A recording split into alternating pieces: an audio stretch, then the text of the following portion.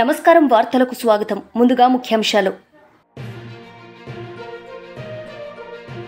మాజీ మంత్రి గుడివాడ అమర్నాథ్ మీడియా సమావేశం. టీడీపీ నేతలపై ఫైర్.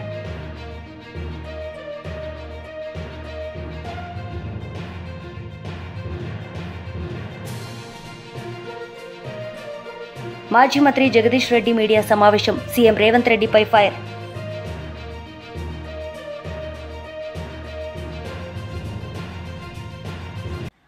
సింగరేణి సంస్థ చరిత్రలో మొదటిసారి బయటి రాష్ట్రంలో బొగ్గు తవ్వకాలు ప్రారంభించడం అభినందనీయమని ముఖ్యమంత్రి రేవంత్ రెడ్డి వ్యాఖ్యానించారు.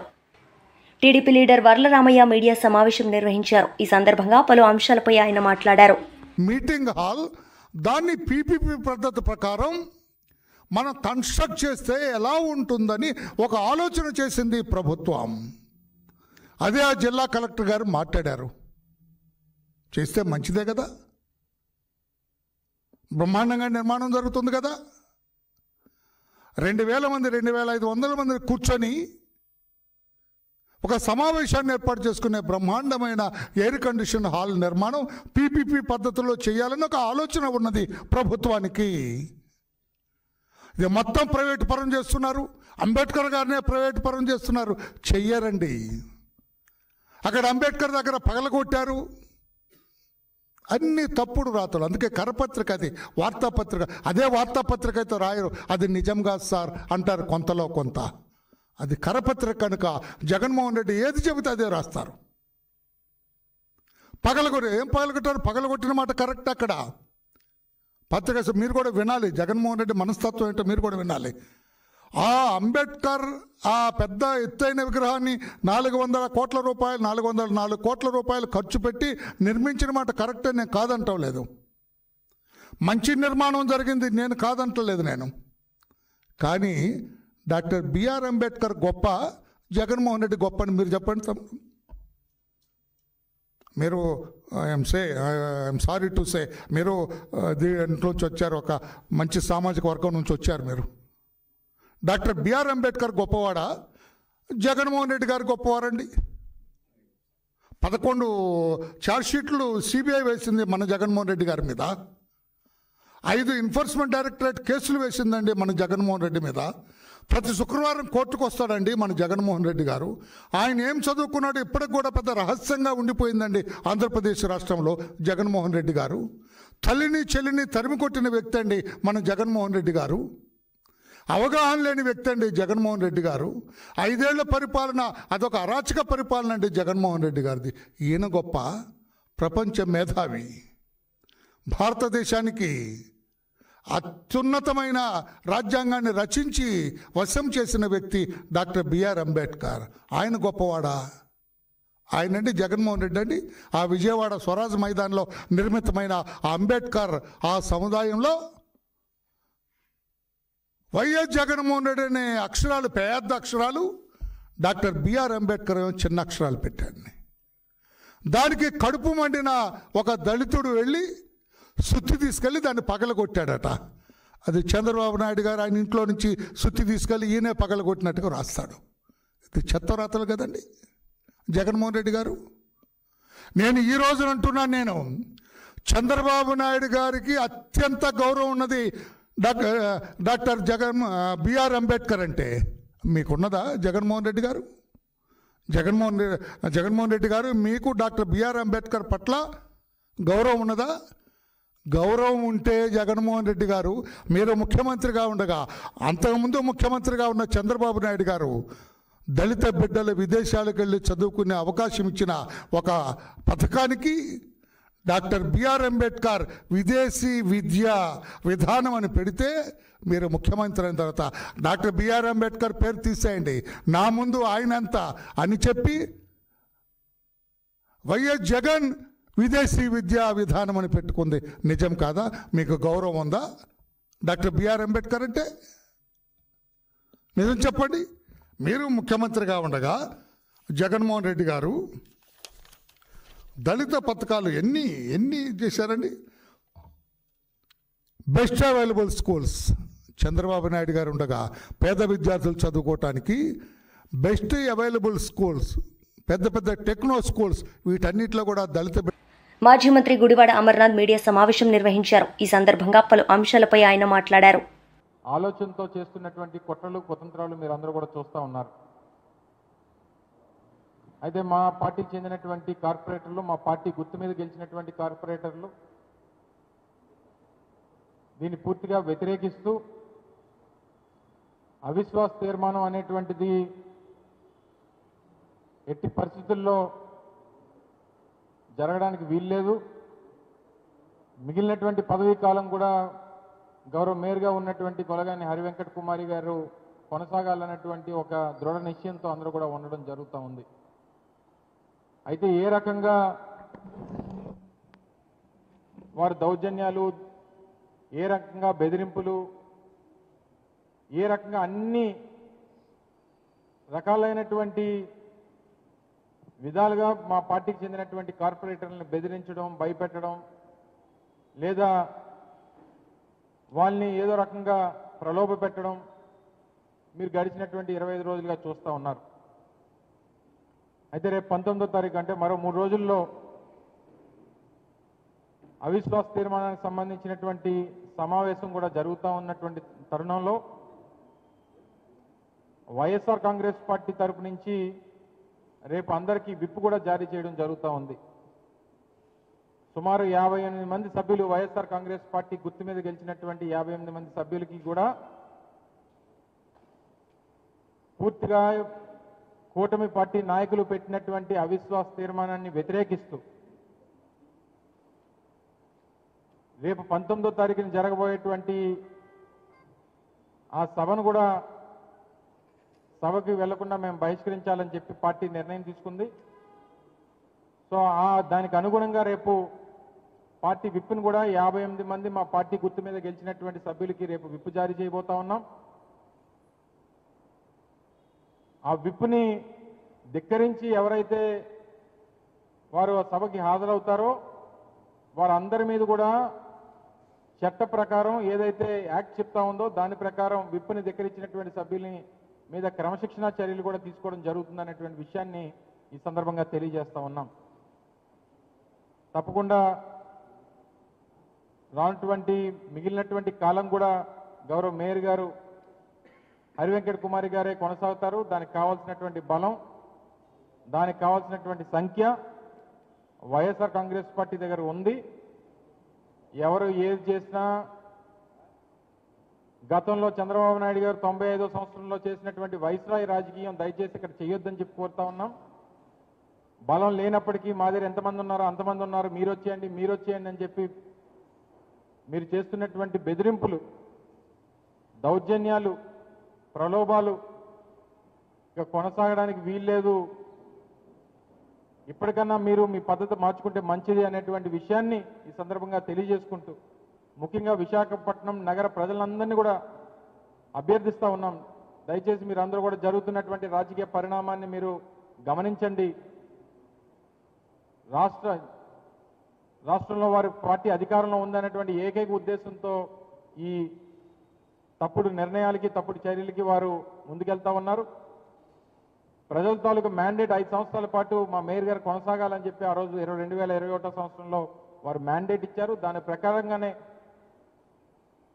ప్రజాస్వామ్యబద్ధంగా జరగాలి తప్ప ఈ రకమైనటువంటి తప్పుడు విధానంలో వారు పీఠాన్ని చేజిక్కించుకోవాలనేటువంటి ప్రయత్నం మానుకుంటే మంచిది అనేటువంటి విషయాన్ని మరొకసారి ఈ సందర్భంగా తెలియజేసుకుంటూ రేపు అందరికీ కూడా మా పార్టీ గుర్తు మీద గెలిచినటువంటి మా పార్టీ కార్పొరేటర్లందరికీ కూడా రేపు విప్ జారీ చేయబోతా ఉన్నాం.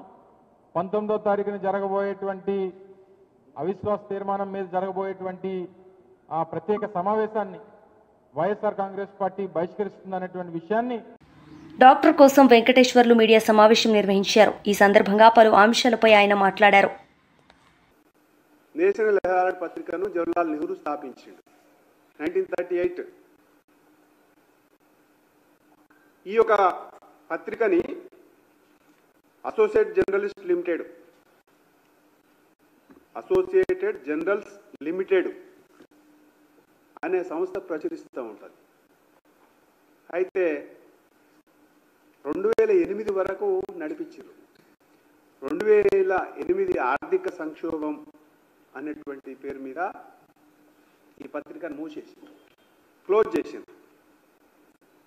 అప్పుడు ఈ జనరల్స్ ఈ ఏజేఎల్ ఏదైతే సంస్థ ఉందో అయితే ఇక్కడనే 2010లో ఉంటే 2012లో సుబ్రహ్మణ్య స్వామి నేషనల్ హెరాల్డ్ పత్రిక మీద కేసు దాఖలు చేసింది. వైఏఎల్ అంటే యంగ్ ఇండియా కంపెనీ లిమిటెడ్ ద్వారా ఏజేఎల్ ఆస్తులను వాస్తవానికి ఆలోచన చేస్తే ఏజేఎల్కు 2000 కోట్ల రూపాయల ఆస్తులు ఉన్నాయి. 2000 కోట్ల రూపాయల ఆస్తుల్ని young India limited company Rahul Gandhi, Sonia Gandhi 30 అప్పుడు ఆ రోజు కూడా national government Congress party Manmohan Singh గారు ఉంది, Sonia Gandhi UPA chairman, CBI విచారణ అర్ధాంతరంగా నిలిపేసింది. మేము ఆరోపణ చేస్తున్నాం, అర్ధాంతరంగా నిలిపేసింది. కానీ ఈడీ విచారణ మాత్రం కంటిన్యూ అయింది. ఇది అనేక మలుపులు తిరిగి. జగిత్యాల నియోజకవర్గ బీఆర్ఎస్ పార్టీ రజతోత్సవ సన్నాహక సమావేశంలో మాజీ ఎంపీ కవిత పాల్గొన్నారు. ఈ సందర్భంగా ఆమె ప్రసంగించారు. పోరాట చరిత్ర, ఎందుకంటే అవమానపడ్డం. ఒక్కసారి యాద్ చేసుకోండి, అంతకుముందు ఆంధ్ర పాలనలో ఉన్నప్పుడు తెలంగాణ యాసలో మాట్లాడినామా మనం? తెలంగాణ యాసలో మాట్లాడాలంటే ఇప్పటికి కూడా చెప్తారు నాకు, ఐటీ ఆఫీసులలో పనిచేసేటోళ్ళు, హైదరాబాద్లో ఉండేటోళ్ళు, మా ఆడబిడ్డలు బయట షాపుకు పోయినా, దుకాణానికి పోయినా, హోటల్కి పోయినా ఏమండి అని మాట్లాడాలి, మర్యాదగా మాట్లాడాలి. అంతేగాని తెలంగాణ వాళ్ళు మాట్లాడుకున్నట్టు మన యాస మాట్లాడే పరిస్థితి లేకుండే. 2001లో కేసీఆర్ గారు మైకు వట్టి తెలంగాణ యాసలో మాట్లాడితే అప్పుడు వచ్చింది ధైర్యం అందరికీ. అప్పుడు గుండె నిండా ధైర్యం పెంచుకొని మన భాష, మన యాస, మన పండుగ, మన పాట అని చెప్పి పిడికిలెత్తి ఉద్యమించినాం. మీరు గమనించాలి, 2001 నుంచి ఇప్పినంటే అప్పటికే చచ్చిన పీనుగులాగా పడి ఉండే కాంగ్రెస్ పార్టీ, దేశవ్యాప్తంగా జీర్ణ స్థితికి పోయిండే కాంగ్రెస్ పార్టీ. కానీ ఆనాడు గులాం నబీ ఆజాద్ గారు కేసీఆర్ గారి ఇంటికి వచ్చి ఈ కండువాతో పొత్తు పెట్టుకుంటే రాష్ట్రంలో, దేశంలో అధికారంలోకి ఆనాడు వచ్చింది కాంగ్రెస్ పార్టీ. అప్పుడు ఏం మాట ఇచ్చిర్రు 2004లో? ఇగో 2004లో మనం అధికారంలోకి రాగానే కామన్ మినిమం ప్రోగ్రాంలో పెడుతున్నాం, వెంటనే రాష్ట్రం ఇస్తామని చెప్పిండ్రు. కానీ ఇయ్యలే. ఎప్పుడు ఇచ్చిర్రు? 2004లో ఇస్తామన్నది కొట్లాడంగా అరిగోసవడంగా కేసీఆర్ గారు నా శవయాత్రనో తెలంగాణ జైత్రయాత్రనో అని దీక్షకు పోతే దిగి వచ్చి అప్పుడు ఇచ్చిండ్రు తెలంగాణ. ఉట్టిగా ఇయ్యలే. ఆ 10 ఏళ్ళు మనందరం కూడా ఎన్నో అవమానాలు పడ్డాం గ్రామంలో. ఇంతకుముందు మా జలంధర్ చెప్పిండు, 2001లో కేసీఆర్ గారు ఆడ పార్టీ పెట్టంగానే జలదృశ్యంలో నేను ఇక్కడ జెండా పట్టినా అని. కానీ జెండా పట్టంగానే ఈజీగా ఏది రాలే. ఆయనకు రావాల్సిన ఇందిరమ్మ ఇల్లు 2005లోనే తీసేసిరని చెప్పిరు. అంటే కాంగ్రెస్ వాళ్లకు ఈ బెదిరింపులు కొత్త కాదు, మోసం కొత్త కాదు. ఆనాడు 2004లో మనని మోసం చేసిరు, మళ్ళా ఇవాళ 2024లో కూడా తెలంగాణ ప్రజలను మోసం చేసిరు. ఒక్క మాట ఒక్కటి కూడా వాళ్ళు ఇస్తామన్నది ఇచ్చినటువంటి పాపాన ఓలే. ఏమిచ్చిరయా అంటే ఫ్రీ బస్ ఇచ్చిన మహిళలకు అంటారు. ఫ్రీ బస్ ఇచ్చిరు, సంతోషం. ఫ్రీ బస్ ఇస్తే బస్సులు పెంచుతారా తగ్గిస్తారా? ఎవరన్నా బస్సులు పెంచాలి కదా, సౌలత్ మంచిగా చేయాలి కదా, మహిళలు ఆత్మగౌరవంతో తిరిగేటట్టు చేయాలి కదా. ఇలా పరిస్థితి ఉన్నదా? టికెట్ కొనుక్కున్న మగవాళ్ళకు సీటు దొరుకుతున్నదా బస్సులల్లా? ఎక్కడన్నా ఆపుతున్నారా బస్సులు స్టాప్లల్లా? వికలాంగులు ఉంటే వాళ్ళు చెయ్యి ఊపినా కూడా కనీసం బస్సు ఆపకుండా పోయేటటువంటి పరిస్థితి. ఎందుకోసం? డ్రైవర్ మీద భారం, కండక్టర్ మీద భారం, ఆర్టీసీ బస్సుల మీద భారం. మరి బస్సులు మీరు పెట్టినరు ఫ్రీ బస్సు, కానీ బస్సులు ఎందుకు పెంచరు? మా ఆడబిడ్డలు సౌకర్యవంతంగా కూర్చునేటట్టు ఎందుకు చేస్తలేరు? ఒక బస్సు ఇచ్చి మిగతా ఎగబెడతామంటే మరి మనం చూసుకుంటా ఊరుకుందామా? బస్సు ఇచ్చినాం కానీ బంగారం ఇయ్యమంటాడు రేవంత్ రెడ్డి గారు. విందామా? అట్లనే చూద్దామా? వద్దా బంగారం మనకు? ఎన్ని మాటలు అన్నారు ఆనాడు మనల్ని. ఇగో కేసీఆర్ ఉట్టి చెక్కిస్తున్నాడు మీకు 1,00,000 రూపాయలు, మేము వస్తే బంగారం తులం బంగారం. ఒక బస్సు ఇచ్చిరు, బంగారం తుస్సు చేసిరు. అవునా కాదా? మరి నేను మీ అందరినీ కోరేది ఒకటే, రమణన్న ఈశ్వరన్న ఇప్పటిదాకా చెప్పిండ్రు ఈ మాట. ఇక్కడ ఒక కవిత చెప్తే నడవదు, అక్కడ పెద్దలు కేసీఆర్ గారు ఒక్కరు చెప్తే నడవదు, కేటీఆర్ అన్న ఒక్కరు చెప్తే నడవదు. మనందరం కూడా ఒక్కొక్క కేసీఆర్ కావాలి. ప్రతి గ్రామంలో మీరందరూ కూడా ముందుకొచ్చి ఇలా కమిటీలు వేసుకున్నారు. తమ్ముడు రాయకల్ మల్లేష్ మాట్లాడుకుంటే చెప్పిండు, అక్క 32 గ్రామాలు ఉంటే 31 గ్రామాలలో మేము కమిటీలు వేసుకున్నామని చెప్పారు, జెండా ఎగరేస్తున్నామని చెప్పిండు. అట్లనే ప్రతి గ్రామంలో కూడా ఈ పార్టీలు చేస్తున్న మోసాన్ని దయచేసి ఎండగట్టాలి. అది ఒక్క కాంగ్రెస్ అనే కాదు, మన బీజేపీ కూడా అదే పరిస్థితి ఉన్నది. పసుపు బోర్డు తెచ్చి మాజీ మంత్రి జగదీష్ రెడ్డి మీడియా సమావేశం నిర్వహించారు. ఈ సందర్భంగా పలు అంశాలపై ఆయన మాట్లాడారు. అదేవిధంగా మహబూబ్ నగర్, నల్గొండ, ఖమ్మం జిల్లాలకు సంబంధించిన సాగునీళ్లు, మంచినీళ్లు 2 అవసరాల కొరకు ఏదైతే నిల్వ పెట్టుకుంటుందో ఆ నీళ్లను అక్రమంగా దోసుకపోతున్నాడు ఆంధ్రప్రదేశ్ ప్రభుత్వం, దోసుకపోతుంది అనే మాటను మేము చెప్పినాం.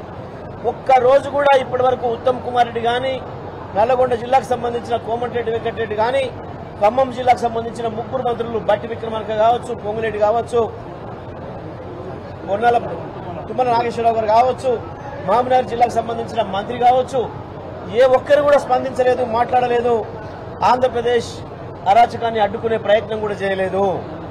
దానితోనే ఇవాళ యథేచ్ఛగా బీఆర్ఎస్ పార్టీ హెచ్చరించిన తర్వాత కూడా 65 టీఎంసీల నీళ్లను ఆంధ్రప్రదేశ్ దోపిడీ చేసింది. తెలంగాణకి ఇవాళ నీళ్లు లేకుండా చేసింది. ఇది స్పష్టంగా ఇవాళ కేఆర్ఎంబీ చెప్పిన దాంతోనే మనకు అర్థమైంది. ఇంత దుర్మార్గంగా జరుగుతుంటే ఎందుకు తెలంగాణ ప్రభుత్వం నోరు మెదపకుండా ఉంది? దాంట్లో ఉన్న మతలబేంది?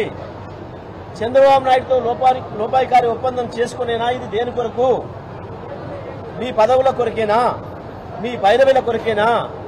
దేని కొరకు మాట్లాడకుండా ఉంటున్నారు, మౌనంగా ఉంటున్నారు? ఎందుకు అభ్యంతరాలు చెప్పలేకపోయినరు? అసలు సోయే లేకుండా ఎందుకున్నారు? ప్రతిపక్షంగా ఉన్నాం మేం, ప్రధాన ప్రతిపక్షంగా మా బాధ్యతను ప్రతి క్షణం మేము నెరవేరుస్తూ ప్రభుత్వంగా మీకు గుర్తు చేసినాం. కేసీఆర్ గారు ముందే గమనించి వారు చెప్తే వారి ఆదేశాల మేరకు మా నీటిపారుదల శాఖ మాజీ మంత్రి హరీష్ రావు గారు కావచ్చు, నేను కావచ్చు, మా వ్యవసాయ శాఖ మాజీ మంత్రి నిరంజన్ రెడ్డి గారు కావచ్చు, మా శ్రీనివాస్ గౌడ్ గారు కావచ్చు, మా ఇతర మంత్రులు అందరం కూడా, మా మాజీ మంత్రులు ఎవరైతే ఖమ్మం, నల్గొండ, మహబూబ్నగర్ జిల్లాలకు సంబంధించి, హైదరాబాద్, రంగారెడ్డి జిల్లాలకు సంబంధించిన ఇతర నాయకులందరూ కూడా స్పందించారు. నష్టం జరుగుతుంది, ప్రభుత్వం పట్టించుకోవాలి, నష్టం జరుగుతుంది, ప్రభుత్వం పట్టించుకోవాలి అని చెప్పి. కానీ ఒక్క మంత్రి కానీ, ఒక్క ఎమ్మెల్యే కానీ ఎవరు కూడా ఈ 5 జిల్లాలకు సంబంధించిన వారు నోరు తెరవలేదు. దానితో ఇవాళ మనకి ప్రమాదం వచ్చింది. రేపు ఈ 5 జిల్లాలలో తాగునీటికి కూడా ఇబ్బంది వచ్చే పరిస్థితి వచ్చింది. పొరపాటున వర్షాలు కనుక ఆలస్యమైతే హైదరాబాద్ అతలాకుతలమయ్యే పరిస్థితి వస్తూ ఉంది. ఇంత దుర్మార్గంగా ఈ ప్రభుత్వం వ్యవహరించడం అనేది దేని కొరకు అనేదానికి ఎక్కడ కూడా ఆన్సర్ లేదు ఇప్పటి వరకు కూడా. ఎందుకు ఇంత చేత కాకుండా, ఇంత దద్దమ్మల్లాగా, ఇంత రండల్లాగా ఉంటున్నారో సమాధానం చెప్పాలి. ఉప ముఖ్యమంత్రి కావచ్చు, పొంగులేటి కావచ్చు, తుమ్మల కావచ్చు, ఉత్తమ్ కుమార్ రెడ్డి గారు కావచ్చు, వెంకటరెడ్డి గారు కావచ్చు, జూపల్లి కృష్ణారావు గారు కావచ్చు, వీళ్ళందరికి మించి ముఖ్యమంత్రి కూడా ఎందుకు రండల్లాగా ప్రవర్తిస్తున్నారు? ఎందుకు చేతగాని వాళ్ళగా ప్రవర్తిస్తున్నారు? ఇంకా చంద్రబాబు నాయుడు బూట్లు నాకే పని ఎందుకు చేస్తున్నారు? ఇంకా ఎంతకాలం చేస్తారు? ఇది మీ పదవుల కొరకు, మీ పైరవీల కొరకు తెలంగాణకు ద్రోహం చేస్తారా? కృష్ణా పరివాహక ప్రాంత ప్రజలకు, రైతాంగానికి ద్రోహం చేస్తారా? దేని కొరకు జరుగుతుంది ఇది? ఉత్తమ్ కుమార్ రెడ్డి ఉత్త కోతలు చాలా మాట్లాడినావు. కేసీఆర్ 38 ఒప్పుకుండు, 39 ఒప్పుకుండు, మనకు నష్టం జరిగిపోయింది, రాసిచ్చిండు అని మాట్లాడినావు. ఇవాళ కేఆర్ఎంబీ చెప్పిన దాని ప్రకారమే 66, 34 తాత్కాలిక ఒప్పందం చేసుకున్నా దాని ప్రకారం కూడా ఆంధ్రప్రదేశ్ దాన్ని గౌరవించి ముందుకు రాలేదు. కేసీఆర్ ఉన్నంత కాలం 34% పైగా నీళ్లను వాడిండు, 38, 39% నీళ్లను కూడా వాడిండు అనే విషయం లెక్కలతో సహా స్పష్టంగా చెప్తుంది కేఆర్ఎంబీ. ఎందుకు మీరు ఈ సంవత్సరం నీళ్లు వాడలేకపోయినరు? లేదు, మీరు నిలవబెట్టుకున్న నీళ్లను పక్క వాళ్ళు దొంగతనంగా తీసుకుపోతుంటే ఎందుకు చేత కాకుండా కూర్చున్నారు? ఎందుకు మీ మూతులకు స్లిప్పులు వేసుకొని కూర్చున్నారు? మూతులకు ప్లాస్టర్లు వేసుకొని ఎందుకు కూర్చున్నారు? సమాధానం చెప్పాలి ఇవాళ తెలంగాణ ప్రజలకు. మీరు ఇంత దగా, ఇంత దోపిడీ ఇంత పొద్దున్నాక జరుగుతుంటే కూడా ఒక్కడికంటే ఒక్కడికి సోయలేదు. కేవలం కమిషన్లు దండుకోవడానికి, వచ్చిన వాటిని పంచుకోవడానికి, ఢిల్లీకి మూటలు పంపించడానికి టైం సరిపోతుంది తప్ప ఏం జరుగుతుంది? తెలంగాణ హక్కుల మీద దాడి ఎట్లా జరుగుతుంది? తెలంగాణ రైతాంగానికి ద్రోహం ఎట్లా జరుగుతుంది? తెలంగాణ 5 జిల్లాల మంచినీళ్ళ పరిస్థితి ఏంది అన్న సోయి ఒక్కడి కూడా లేదు ఈ మంత్రివర్గంలో, ముఖ్యమంత్రితో సహా. ఎండాకాలం వస్తుంది, నీళ్ళకి ఇబ్బంది అవుతుంది, మళ్ళీ పాత రోజులు వస్తున్నాయి, సమైక్యాంధ్రప్రదేశ్ లో ఉన్న రోజులే మళ్ళీ దాపురిస్తున్నాయి. ప్రజలు మళ్ళీ, మహిళలు బిందెలు పట్టుకొని రోడ్ల మీద పోవాల్సిన దుస్థితి వస్తుంది, కనబడుతుంది. అనేక చోట్ల నుంచి వార్తలు వస్తున్నాయి. అయినా ఈ ప్రభుత్వానికి చీమ గుట్టినట్టు లేదు. పోతే పోనీ ఎక్కడెవరు వస్తే మాకేంది, మా కమిషన్ మాకు వస్తే చాలు కదా అన్న పద్ధతుల్లో ఈ ప్రభుత్వం వ్యవహరిస్తూ ఉంది. రేవంత్ రెడ్డి ప్రభుత్వం ఇంత దుర్మార్గంగా ప్రవర్తించడం అనేది ఇంతకు మించిన శోచనీయ విషయం ఇంకోటి లేదు. మేము చెప్పిన తర్వాత కూడా, ప్రధాన ప్రతిపక్షంగా మేము హెచ్చరించిన తర్వాత కూడా దాంట్లో వీళ్ళు మాట్లాడలేకపోవడం అంటే వీళ్ళ బేలతనం ఏందో ప్రజలు అర్థం చేసుకోవాలి. ఒక్కరు కూడా ఇప్పటి వరకు మంచినీళ్లపైన రివ్యూ చేయలేదు, సాగునీళ్లపైన రివ్యూ చేయలేదు. ఏ ప్రాజెక్టులో ఎన్ని నీళ్లు నిల్వ ఉన్నాయి, దాని మీద ఆధారపడ్డ మిషన్ భగీరథ ఎంత అవసరం ఉంది, మిషన్ భగీరథ ఎంత ప్రాంతానికి అక్కడి నుంచి వెళ్ళి నీళ్లు తీసుకొస్తుంది, ఆ జలాశయాల్లో నీళ్లు ఎంత ఉండాలన్నా సోయి కూడా ఒక్కడికి లేదు. ఇప్పటి వరకు కూడా ఒక్కడు కూడా మాట్లాడలేదు. ఏ ఒక్క జిల్లాలో ఒక మంత్రి రివ్యూ చేయలేదు, లేదా హైదరాబాద్ లో ముఖ్యమంత్రి రివ్యూ చేయలేదు, ఇరిగేషన్ మంత్రి రివ్యూ చేయలేదు. నీళ్లకైతే మంచిలకు ఇచ్చిన వైసీపీ లీడర్ మీడియా సమావేశం నిర్వహించారు. ఈ సందర్భంగా పలు అంశాలపై ఆయన మాట్లాడారు.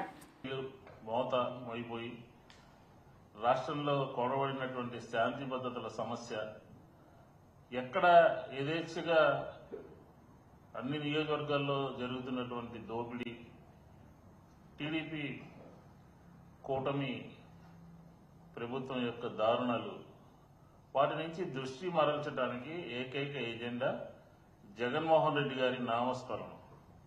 ప్రతి దానికి జగన్మోహన్ రెడ్డి గారిని అడ్డం పెట్టుకుని ఎక్కడ ఏం జరిగినా, ఈ 10 నెలల కాలంలో ఏం జరిగినా దానికి గత ప్రభుత్వము, జగన్మోహన్ రెడ్డి గారి ప్రభుత్వము, జగన్మోహన్ రెడ్డి గారి పేరు తీసుకొచ్చి డైవర్షన్ పాలిటిక్స్కి తెరలేపడం జరిగింది. కూటమి ప్రభుత్వంలో ప్రతి ఒక్కరికి కూడా, ఆ 3 పార్టీలకి, ఆ పార్టీల్లో ఉన్నటువంటి ప్రభుత్వంలో ఉన్నటువంటి నాయకులందరికీ కూడా ఇది ఒక అలవాటుగా మారిపోయింది.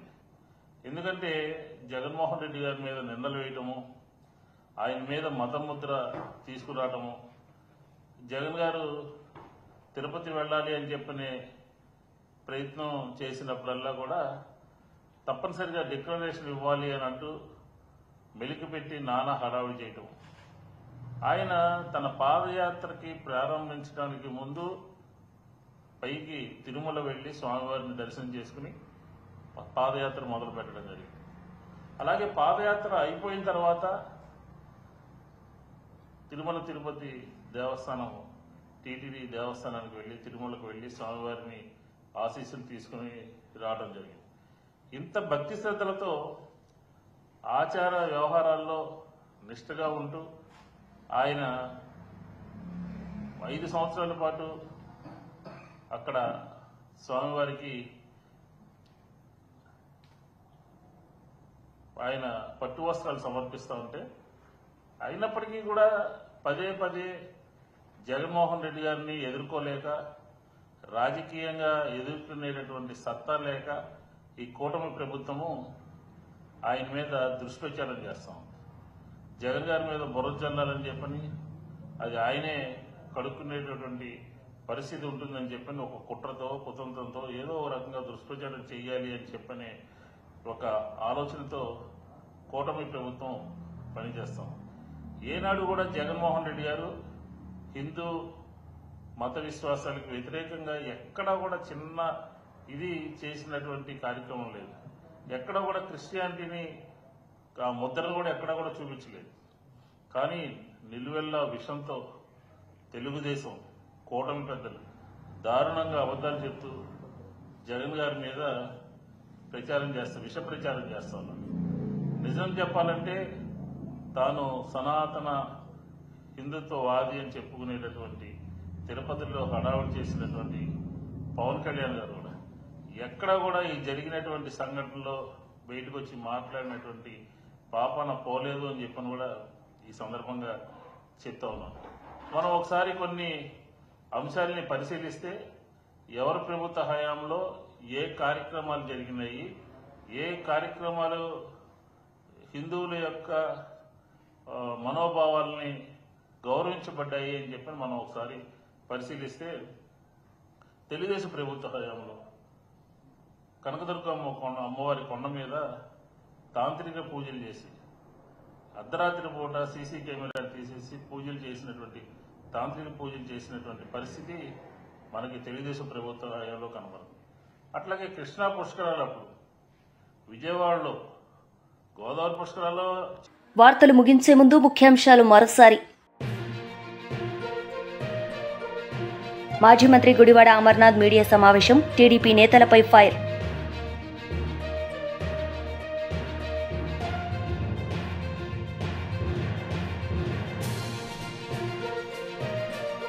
మాజీ మంత్రి జగదీష్ రెడ్డి మీడియా సమావేశం, సీఎం రేవంత్ రెడ్డిపై ఫైర్.